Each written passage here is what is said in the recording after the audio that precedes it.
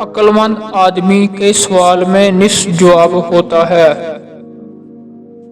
میرا دوست وہ ہے جو خفیہ طور پر میرے عیب بتائے گا۔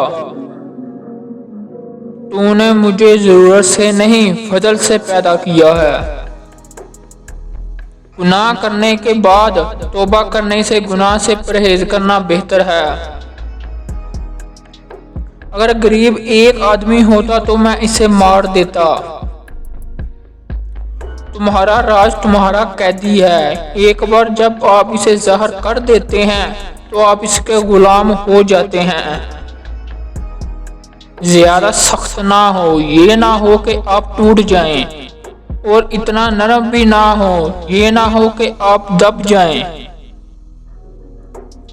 آپ مایوس ہو جاتے ہیں اور راستہ نہیں جانتے ہیں تو مشکلات کی طرف صرف لچک اور اعتدال ہی آپ کو بچائے گا۔ مجھے اکیلا رہنے دیں اور کسی کی تلاش میں جائیں۔ بہت سارے مرد اپنی بیویوں کے مستقبل کے شوہروں کے لیے ذخیرہ اندوزی کرتے ہیں۔ غصہ کبھی کبھی قبل سے قبل انسان کو بھی بے وقوف بنا دیتا ہے۔ حسد قبر کی طرح ظلمانہ ہے، اس کے انگارے آگ کے گولے ہیں۔ عشق کا رستہ سوئی کے گلے کی طرح تنگ اور باریک ہے، اس سے گزرنا تب ہی ممکن ہو سکتا ہے جب نفس کو مار کر دھاگے کی طرح باریک نہ کر لیا جائے۔